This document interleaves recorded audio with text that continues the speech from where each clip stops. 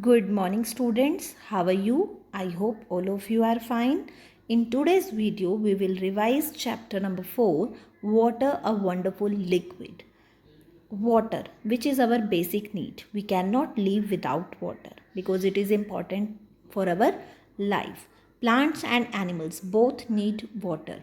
Why we are calling it a wonderful liquid? Because it has an ability to dissolve so many things in itself. It is unique in itself. So it is a universal solvent also. The things we see around us can be classified into three categories. Yes, we know that matter is of three types: solids, liquids and gases. Substances like water, oil, petrol, kerosene, milk, spirit are liquids. Before going to start our chapter, I am telling you about matter. What is matter? Anything which occupy space and has mass is called matter, like a book, a balloon, a glass of water.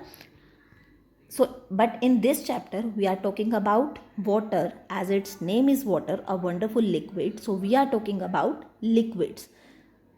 So, here are the examples of liquids: water, oil, petrol, kerosene, milk, and spirit.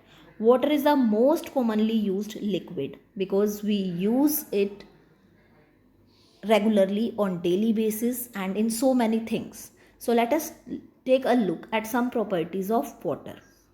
Some materials are soluble in water.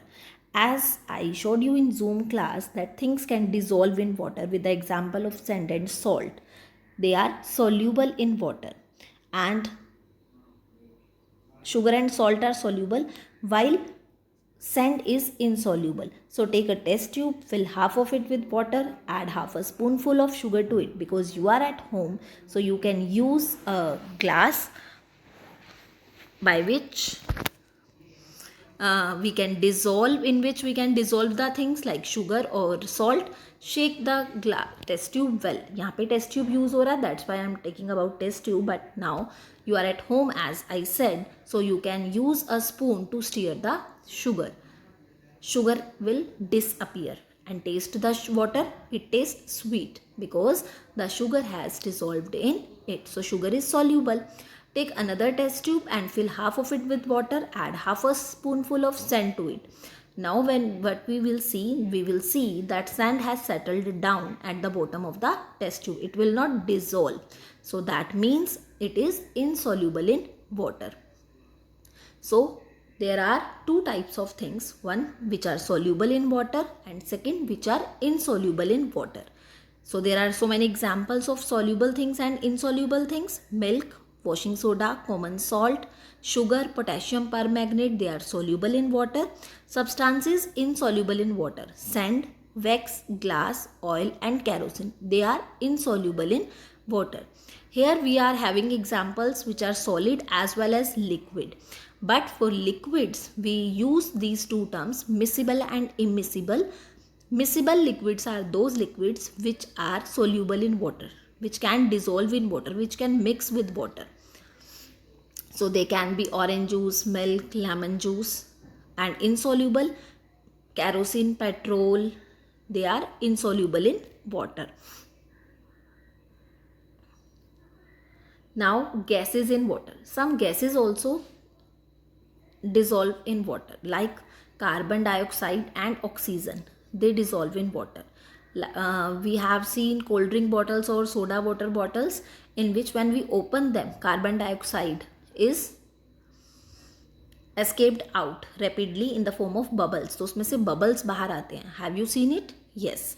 The water in lakes, rivers, ponds, seas, they have a lot of oxygen dissolved in it. Plants and animals living in water, they use this oxygen. So aquatic plants and animals, they are living in water, so they use dissolved oxygen in water. Plants and animals living in water use dissolved oxygen for breathing, and water is the most commonly used liquids. Like first property we read about solubility, second property is sinking or floating. The things which can sink, डूब जाना, नीचे settle down हो जाना, and float, तैरना. So take a beaker and fill about 2/3 of it with the water. Drop an iron nail. I have shown you the same activity in Zoom class also. The iron nail sinks in water and settles down at the bottom because it is heavier than water. Only those things sink in water that are heavier than water. So we say that iron is heavier. Second, take another beaker and fill about 2/3 of it with water and drop a small piece of wood in the water. Now wood is lighter than water, so it will float on water. So there are two types of things which can sink in water and which float on water. So substances which are heavier than water, they will sink, like iron, copper, aluminium, stone, chalk, etc. They are heavier than water, so they will sink, they will settle down. Substances lighter than water, wood, plastic, ice, oil, kerosene, they are lighter than water, so they will float. Properties of liquid. Yes, water is a wonderful liquid. So now we are discussing some more properties. Take some water in a beaker and mark the level. The water takes the shape of that container because it is a liquid, so it does not have its own shape. It takes the shape of that container in which we put it. So the water takes the shape of the glass. Now put the water into a flat bottom flask.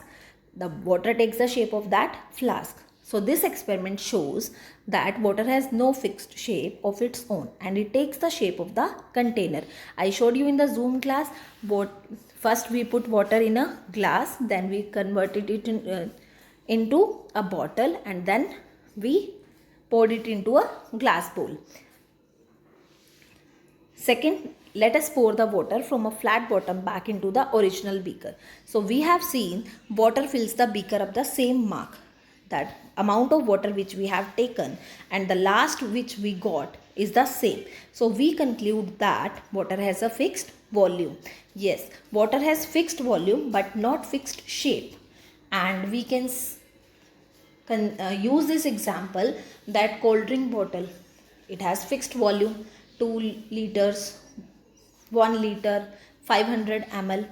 So what are the properties of liquid? First, liquids have no fixed shape.